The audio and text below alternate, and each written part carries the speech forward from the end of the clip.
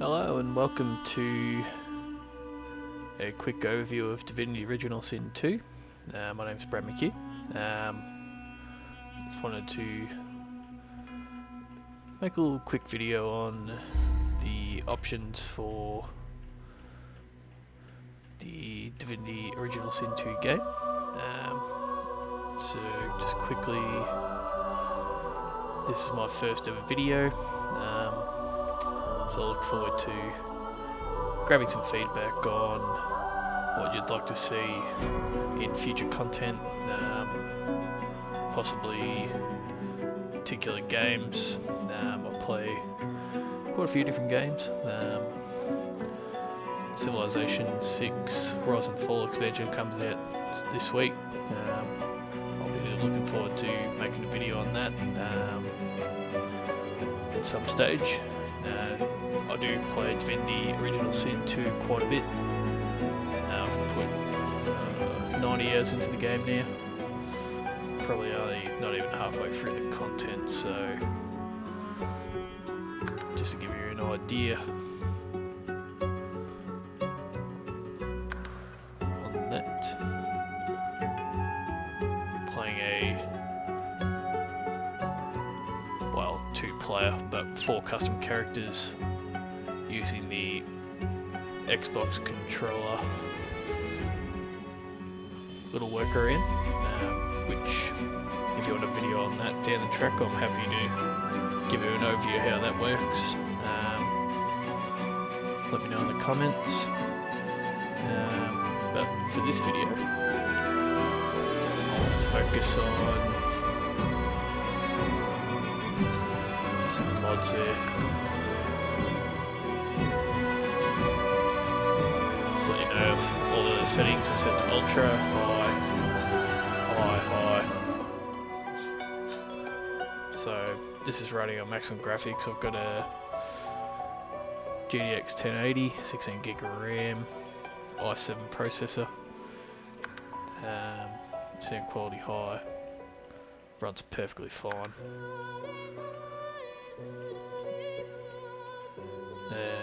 So let's get out of this. Haven't got to play Game Master yet, but that's a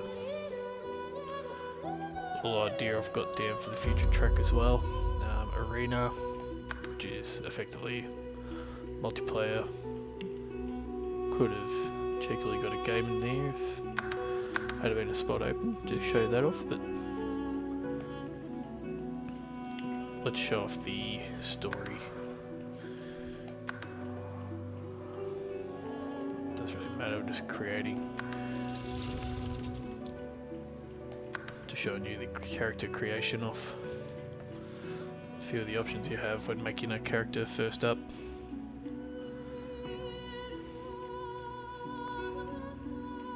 Just wait for this to load. Beautiful artwork there. Okay, so character creation. Welcome to the character creation screen. You can select the origin character or create a custom hero, which I said earlier, we had 4 custom characters. Understood. Okay, so start in the origin screen. We've got a custom dwarf here with the cleric preset. So I'll just go through this first. So dwarves are fiercely nationalistic followers of their queen. Their proud society reveres source and class base deeply divided between haves and have-nots. Pardon me.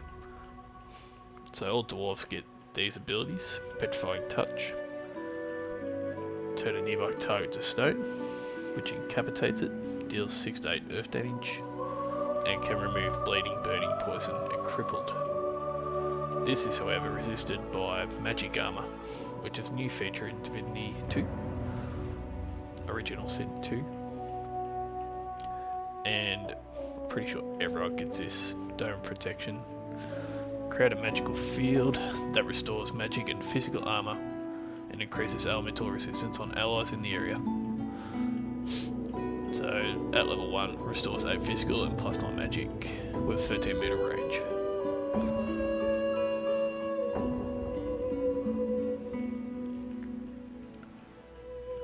as a base. I think these talents, yeah, talents stay the same. You can choose male or female. Male dwarf looks pretty cool. Don't know if you can see that cool shadow effect going on and off the shield. Beautiful graphics. And you can toggle the helmet on. And also toggle the armor.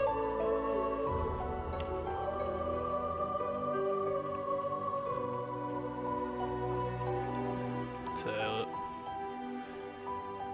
show you off the dwarf sort of armors you can get. Conjurer, Enchanter, Fighter, Inquisitor, Knight, Metamorph, Ranger, Rogue, Shadowblade, and Wayfarer. Witch, Wizard, Battle Mage, and back to the start. Okay. Quickly show you the female versions as well, since people might want to see that sort of stuff. Now keep in mind that, like many games, like Skyrim, that these are just starting. Never looked at that one before. Fighter, Inquisitor, Knight, Metamorph, Ranger.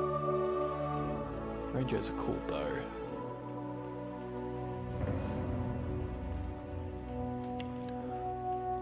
Don't know if the boobs need to be that big, but that's another story. Rogue, Shadowblade, Flippy Knife. No, doesn't want to do it. Wayfarer, Witch, and Wizard, and Battle Mage. Oh, that's cool. Some great detail on that axe.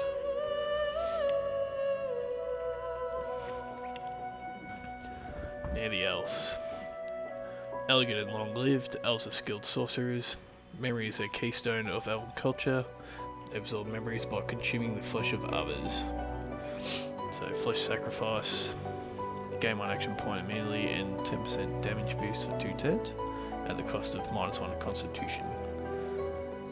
Any action points over your maximum are lost. We don't need to go through that. Go for all these talents shortly.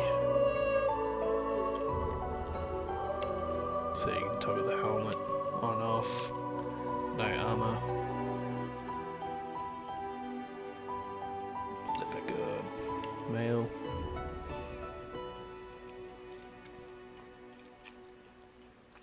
Same deal again. Pretty cool. Go through these quickly for you, just to show them off. Because they look pretty cool.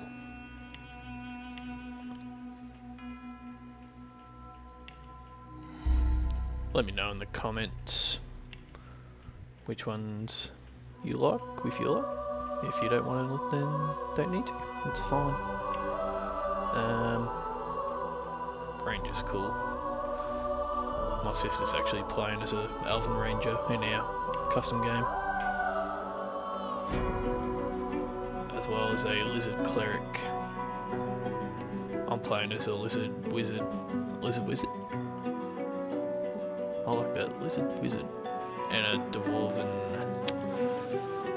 Summoner, I think they call it. Shadowblade looks cool. Wayfarer. Witch.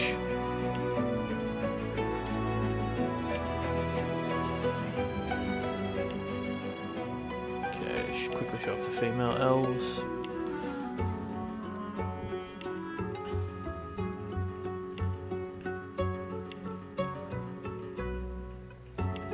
I think I custom made my dwarf skill, which is another thing you can do as well if you're not happy with the build presets.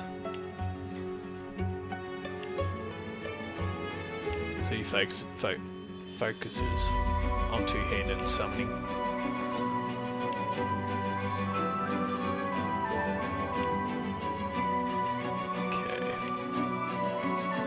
Custom human, adaptable, expansionist and superstitious. Humans are the dominant race in Revelon. Civil wars have ravaged their lands but not their authority. So we're going to play a tactician mode eventually. Encourage all allies around you, increasing their primary attributes. Where I'll be playing as a human male cleric.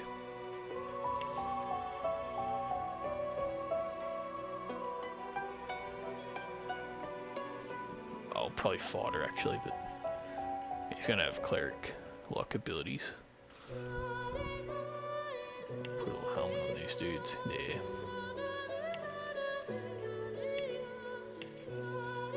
So we'll go through these quickly just to show them off.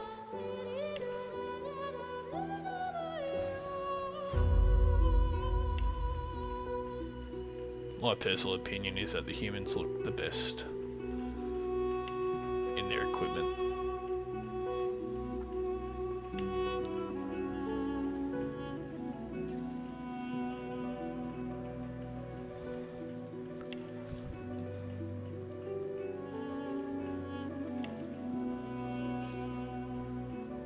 The Ranger, Rogue, Shadowblade, Wayfarer, cool as well. Witch. Interesting, yeah, they're giving the witch dagger. It's like it's more a necromancer with the necromancy skill and scoundrel. And wizard. Battle mage. Battle mage is like druid looking sort of character. That's pretty cool. Go through the males.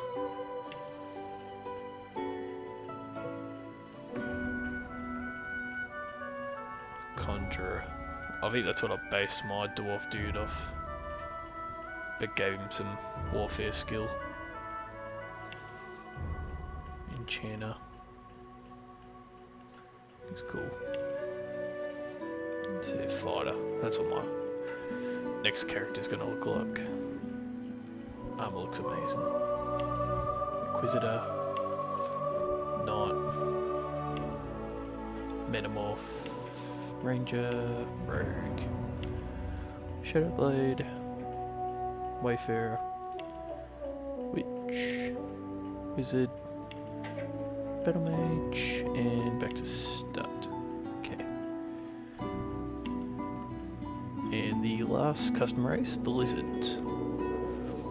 Lizards of the ancient empire are cultured aristocrats, source adepts who follow the rules of war. Pardon me.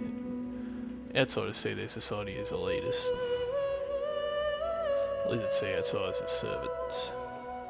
It's a very noble, old school sort of race, the lizards. And their cool abilities, Dragon Blaze. Brief flames in a cone, dealing 6 to 8 fire damage. And leaves a fire surface behind.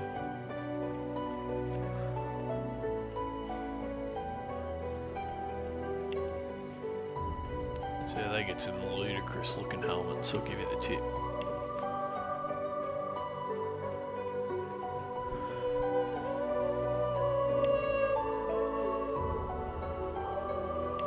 And in case you want to see them naked, there you go.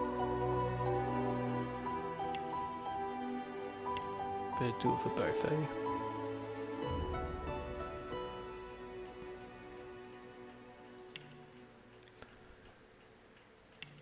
So I'll go through these guys quickly. They wear some pretty cool armor.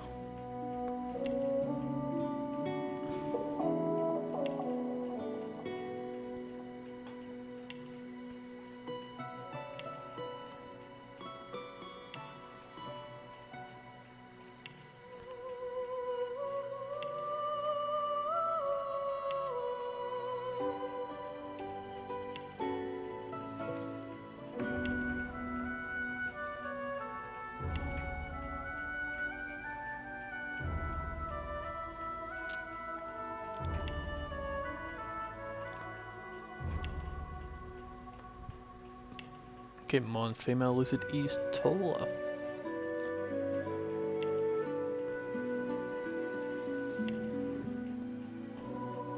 And leaner, however.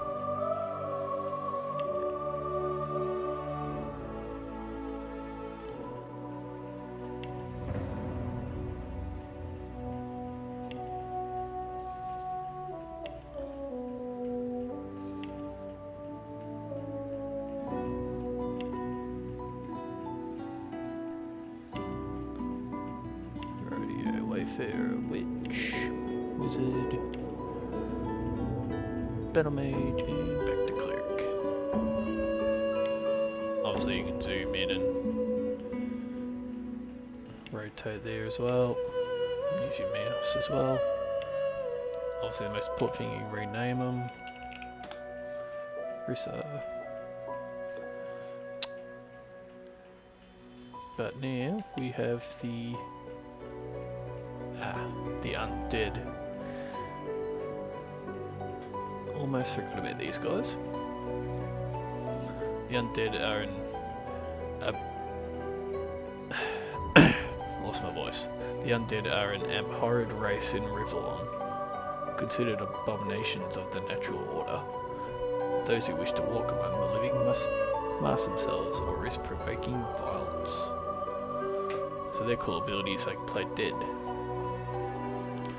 So in battle they can trick the AI into thinking that they're dead.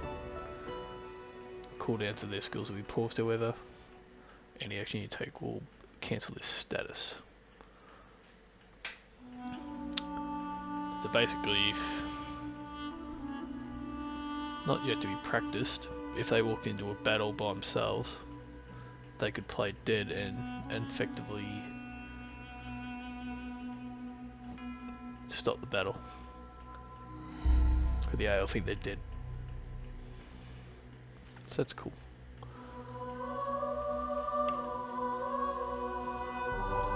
So all their armors are basically going to be the same. Don't probably need to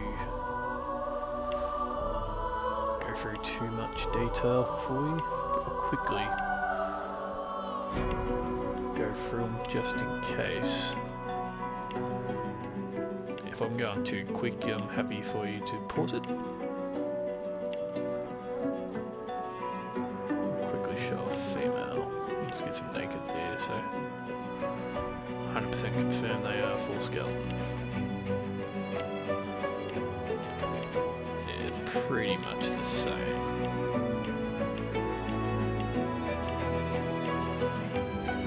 So I won't keep showing the different outfits for the undead. However, just double check. Yeah, so it's exactly the same. Just undead. They all get the same undead ability. They don't get the normal sort of their previous ability would have been.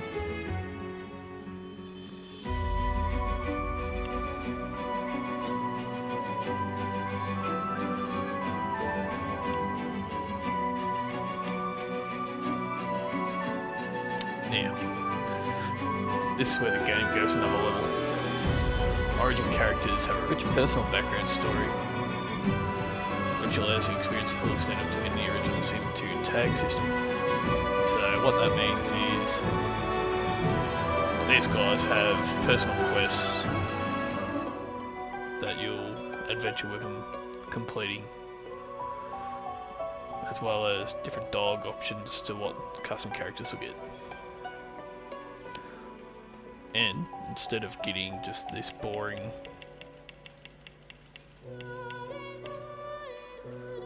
dome protection ability, they get different abilities. So Beast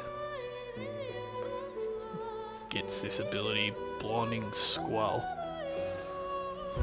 A storm approaches, a strong winds rise. They blind, deal 11 to 12 air damage to characters in the target area.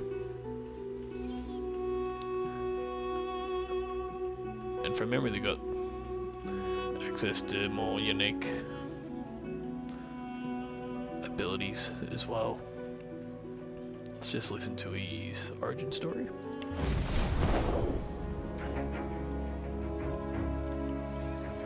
Oh.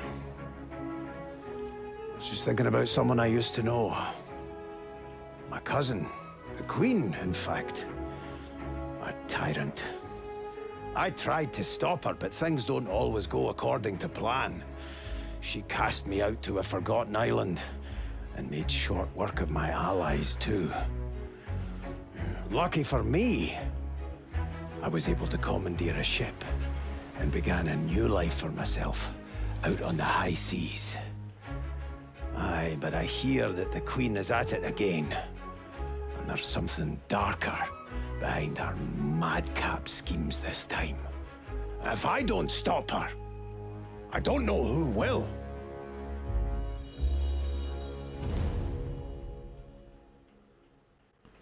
So it gets a little backstory of what he's trying to achieve in his life anyway. And yeah, basically all the same sort of options there.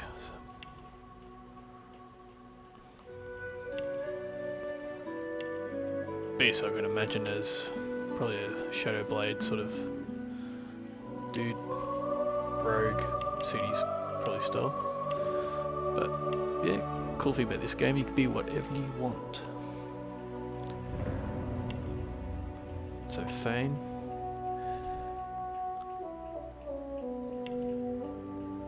Sorry, I didn't read this before. Your failed rebellion against the Queen nearly destroyed you, so you begin a new life at the high seas. Now your old enemy is back, and if you don't stop her, no one will. Now Thane, you woke up and your world was gone, the last of your kind. You hide behind a charmed mask, thirsting for the truth about a history no one knew existed. Now his cool ability is Time Warp. Target a character. Whenever this character enters a turn in combat, they immediately get a free turn. That is cool.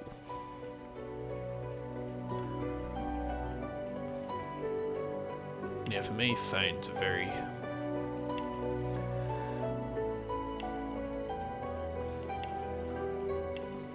magical sort of character, but again, it's your decision. I like to think Enchanter suit looks cool. But you could also probably go something like Wizard or Witch.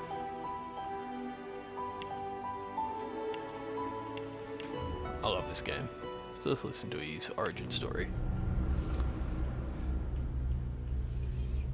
Oh, don't stare. How would you look after eons in some ghastly crypt? Your people are rather prone to death. Mine are not. Yet when I emerged from my completely unjustified imprisonment, I found them gone.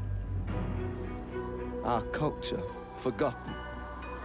Any trace of the world I knew all but obliterated. I must even hide my true face beneath an ever-shifting mask for fear you savages will attack me. That is how I wander this strange world.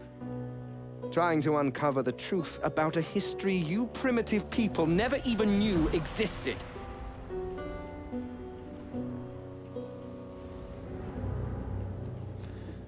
Okay, so that's Thane's little backstory there. We'll go on to Ben-Mezd.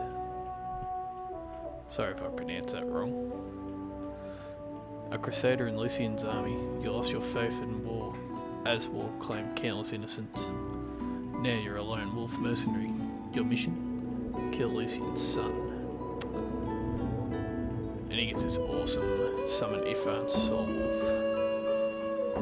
So you can summon a trusty soul wolf which can howl and bite enemies. I look forward to playing with this guy.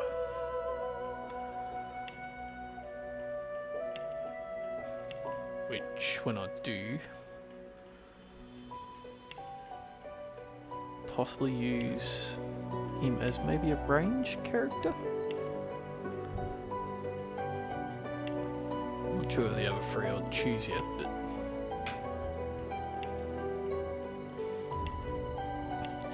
Sort of got that.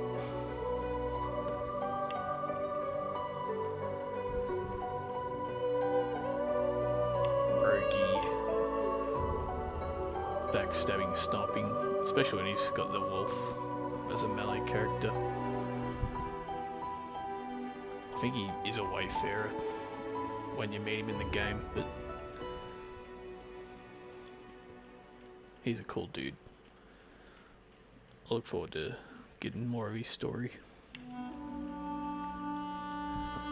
Lois. So she's a bard, musician, performer, star, and host to all manner of disembodied visitors. Now one dark voice silences them all and aims to claim your body for itself. Yeah, before I get too carried away, I forgot to show you Ephraim Ben-Mezd's backstory. Let's get in Shadowblade.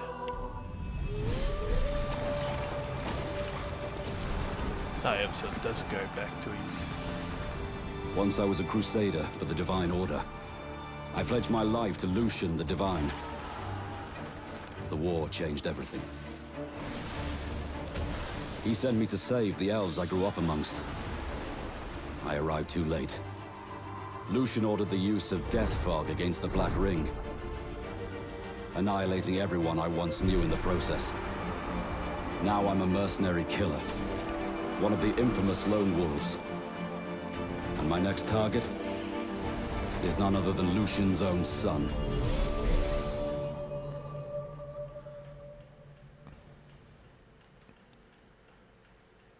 Rightio. Jesus. Alright, sorry about that. Okay, so back to Lois. Her ability's Maddening Song. So she can sing, causing enemies in the target area to become mad. Madden characters will attack those nearest them, regardless of alignment. So, if you've got a bunch of grouped up enemies, obviously, self-explanatory, he'll attack them nearest targets.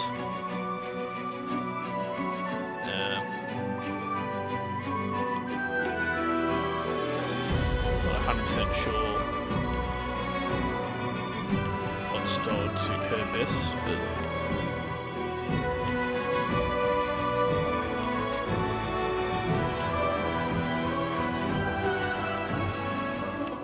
probably leaning more towards the magical sort of style thing.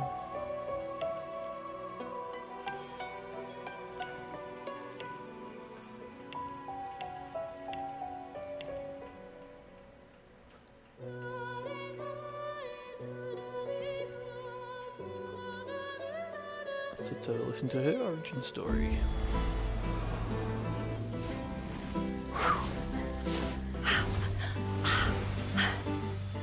All my life I've been a performer, a musician, beloved and celebrated by all.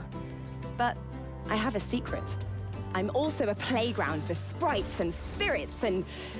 worse. The voice that rings inside me now is darker than any that came before. Almost caused a bunch of my fans to rip each other to pieces. But you can trust me. I've got this under control. Step 1.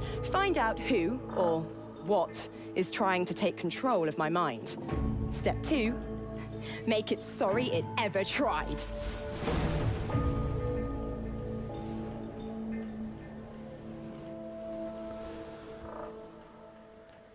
So she's got a pretty cool backstory as well. I'll probably have her in my group as well. The thing of all these guys, they've all got pretty cool stories. Definitely get more than one playthrough with them. So the Red Prince. An infamous, brilliant warrior, general exile from his empire converting with demons. Fallen from grace, you refuse to give up, the throne will be yours again.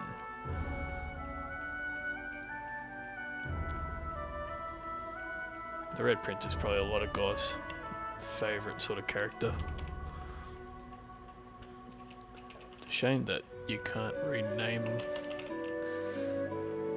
to get their cool abilities. So his ability's Demonic Stare. Drain 14 to 50 magic armor from target to gain that amount for yourself. So really pretty handy sort of ability there. Maybe not for the source point, however. But that would get a lot more powerful. Dragon's Blaze, don't need to remove that. Clearly the Red Prince would be a melee fighter or knight of some sort. If he was to play more campaign, it'd probably be a knight just for the shield. Sorry, not fighter, for the shield. His cool little cape. So let's have a look at his origin story, shall we?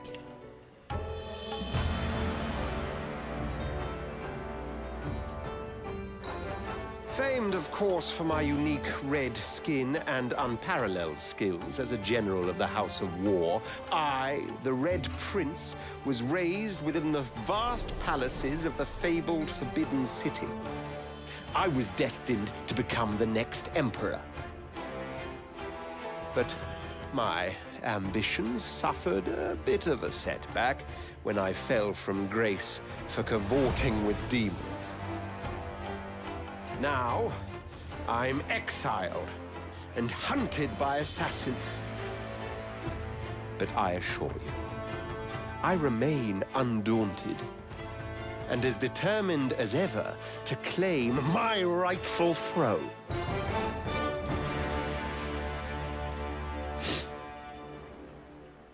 So yeah, the Red Prince has got a cool little backstory as well. So, just a couple more now. Sibylla.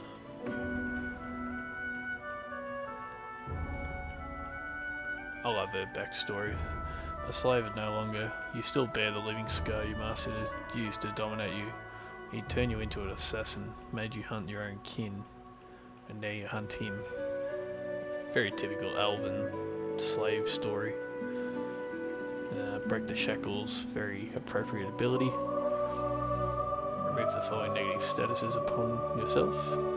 Silent, slow, crippled, chilled, shocked, plague, suffocating, atrophy, disease, infectious disease, and shackles of pain. That's actually very good ability. No action points, one source. I know it doesn't do damage or give you any buffs, but there are a lot of times in this game where you'll get particularly silent, chilled, atrophy, disease, shackle, pain, all the time. All the time. And clearly, I'll use her as a rogue or shadow blade of some sort, dagger wielding. Probably not ranger. Depends what group I play her in. Listen to her backstory.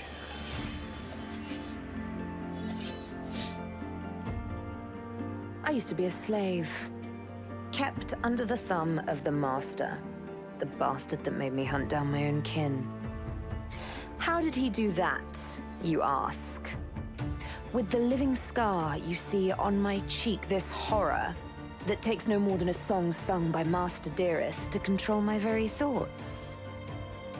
But now the tables have turned. I broke my shackles, and when I finally find him, I will make the Master sing a very different kind of song.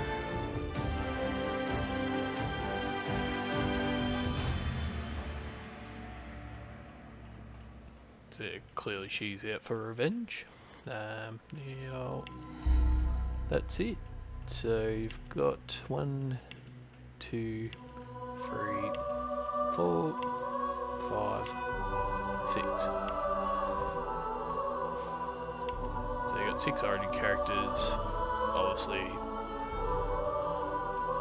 you've got a dwarf, Thane.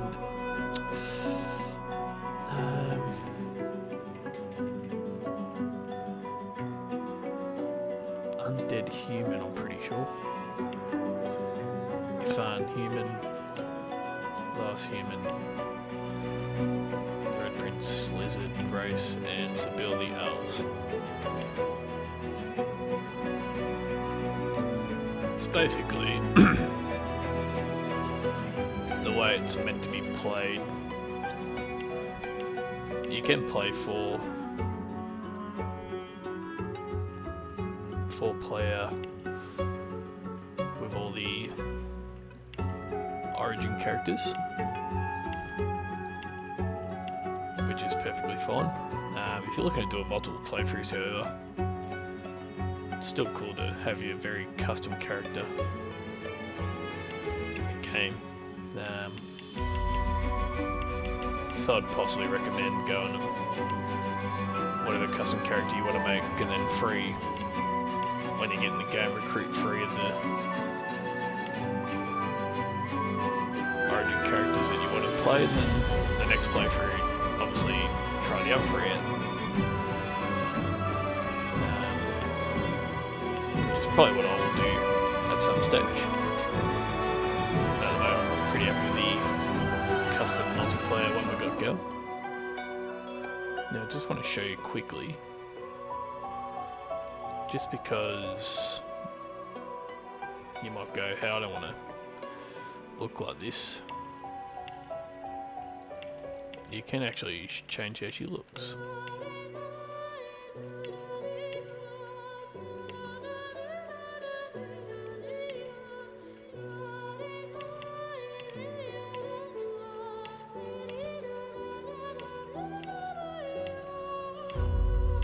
Which I think is pretty cool.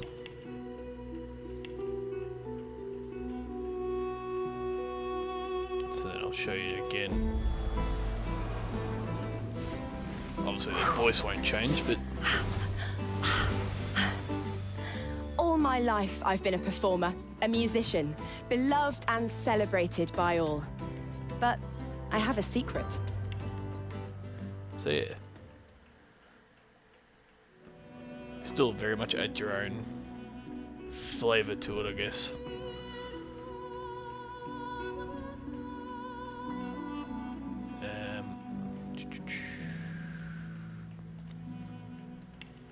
Obviously you can do that with everyone. Can't change their sex though. And you can't change the Red Prince's skin because he's the Red Prince. Or their voice or facial features. So they are limited. But the... I wonder if you can change Ifan's beard. You can change Ifan's facial feature. So yeah. That's cool as well.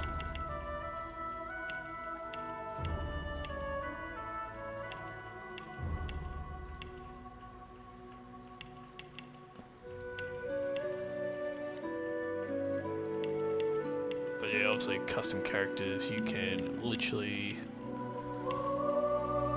customize everything, so skin, face, hairstyle, hair color, facial feature, Try again! and their voice. I'm ready! Try again. Try again! Almost got me that time. Try again! Try again. So yeah, custom voice is a bit limited, but it does the job.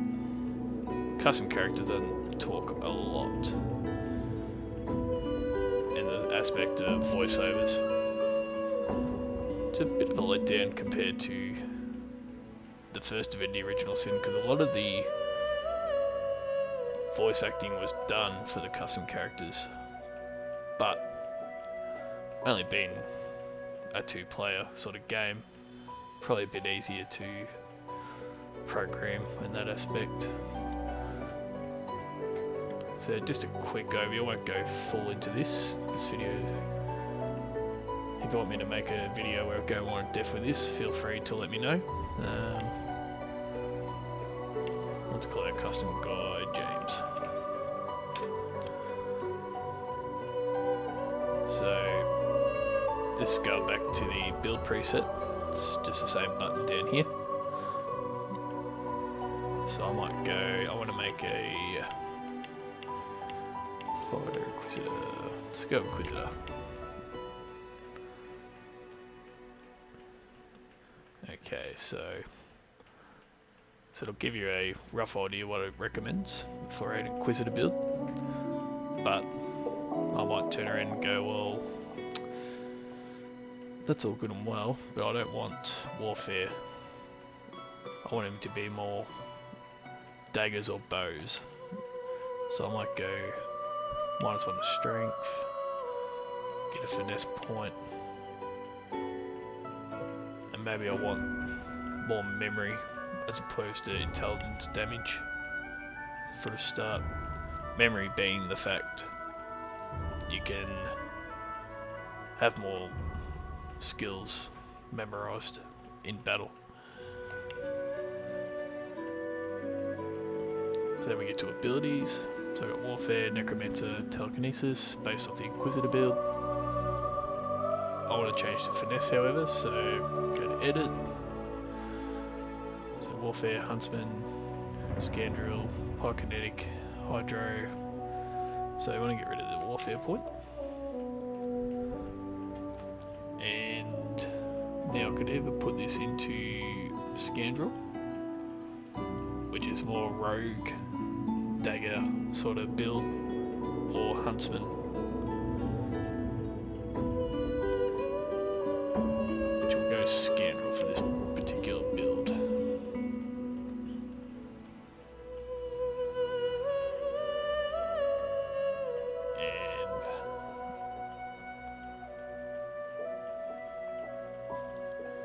humans get the bartering no matter what, as a talent I'm pretty sure. So yeah, these are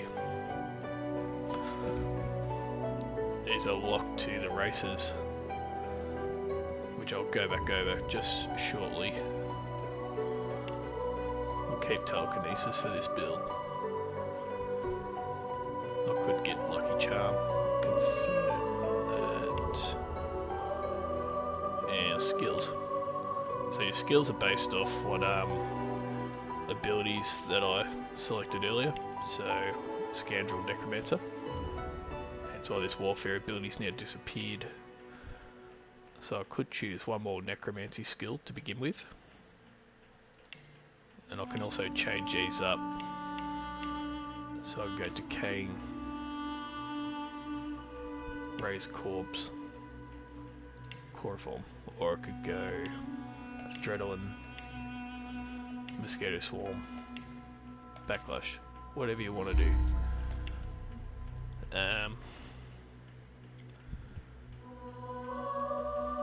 So we'll just go back here. We'll go for the talents quickly. So humans get Ingenious, which is +2 bonus initiative and 5% extra critical chance. And Thrifty gives you +1 to bartering, which is trading with merchants. So sell at a higher price, buy at a cheaper price. Go back to Undead Dwarf. So all undead are all the same. So undead lets you heal from poison, but regular healing will damage you instead. And Sturdy gives you +10 to maximum vitality and +5% dodging. Pretty sure they're all the same. No, they're not. So they get one ability here, so Undead again, and Corpse Eater, so they can eat body parts to access the memories of the dead. Human, so they get Ingenious, so they lose this Thrifty ability.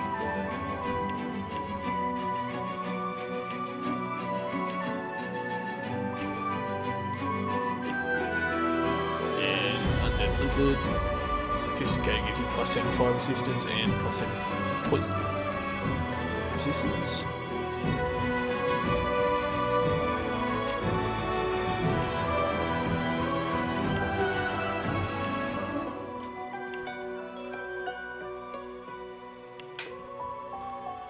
So custom dwarf, same as the undead, get sturdy, but they also get dwarven gore, which gives them +1 to sneaking, which makes them better at being rogues. And elf, keep the corpse eater ability, and get ancestral knowledge. So +1 to lore master, which is identifying like weapons and armor that are unique, rare sort of traits. And back to human. Okay. And lizards get sophisticated and spell song, so +1 persuasion from spell song.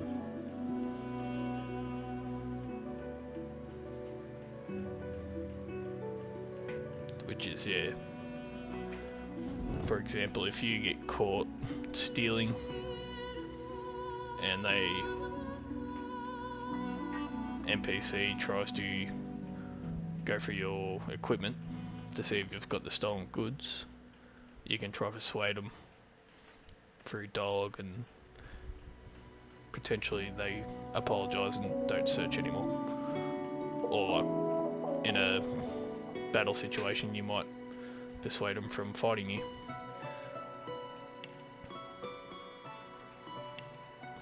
And that bit covers that, so let's quickly go. I won't go through all these, but basically you can choose one talent of your choosing. So we quickly go back to the build I had going.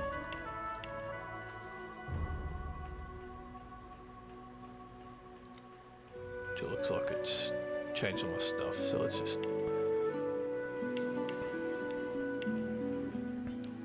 go back to a warfare-based Inquisitor.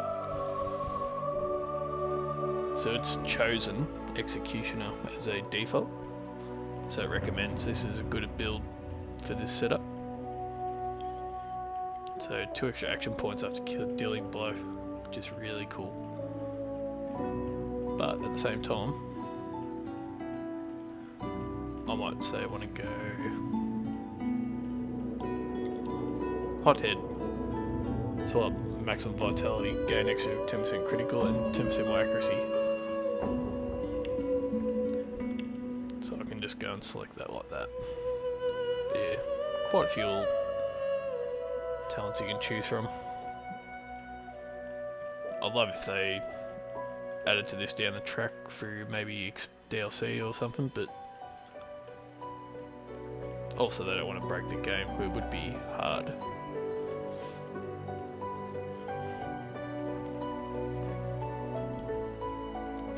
And last but not least, tags. So you'll find these are your default options for custom characters. Obviously human. So these affect how people react to you as such. So like a female character that's talking to you, they might be attracted to you, thus flirt with you.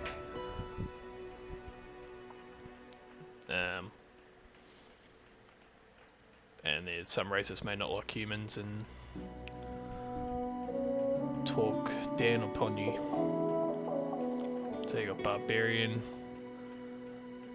so more a savage. It gives you more barbaric sort of options in dialogue. Jester. Sorry. Need to wrap this up.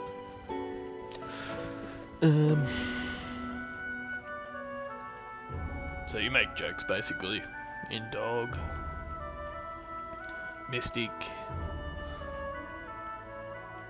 basically similar to I can't remember her name. Less. Can't pronounce your name. Sorry. But yeah, you can see here she's got preset things. So this is your Joker, Mystic, but she also has this, which opens up more dialogue, as I was discussing at the start of the video. Just give you another overview. So he's got Red Prince, Noble Scholar, Lizard Male, Sibyl, Outlaw Scholar, her own talent. So they're basically the origin story tags, which open up that dialogue, and you can see here. So yeah, the origin characters definitely have a lot more depth to them. Go Ifran. So he's Outlaw Soldier. And he's personal one. Mystic Scholar. So you can see gods as well. And he's also got this undead on top of his feint ability. Obviously, if someone sees an undead character, they're gonna react pretty horrified, especially in towns. And the last one is Beast, Barbarian Noble, obviously coming from nobility bloodline of some variety, and his own tag. Now select an instrument. So this just affects when you're in combat. Just a nice little touch to the game. So we got the Bansuri.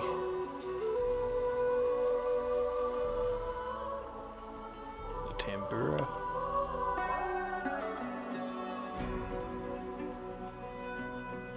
I can't say this, the Oud. Last but not least, the cello.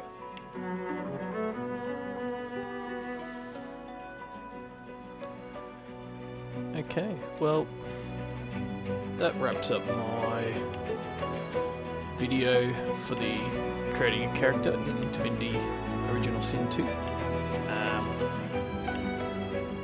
Hope you enjoyed it. Hope it's giving you an insight to whether or not you want to buy this game. Feel free to leave some comments down and how I can improve my next videos.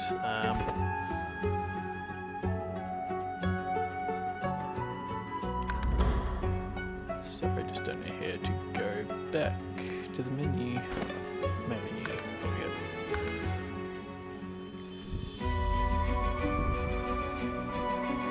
So like I'll be looking at doing some playthrough videos, possibly taking some recommendations. Who do you want to see perhaps in a single player campaign?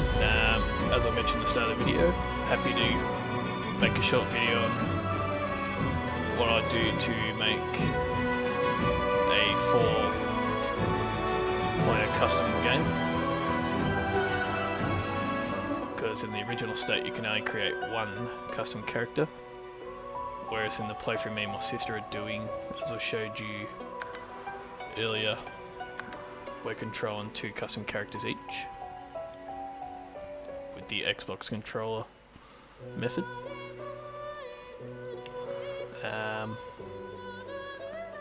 So yeah, thanks for watching, and look forward to making some more videos down the track for you. And my name's Brad McHugh, and till next time, take care.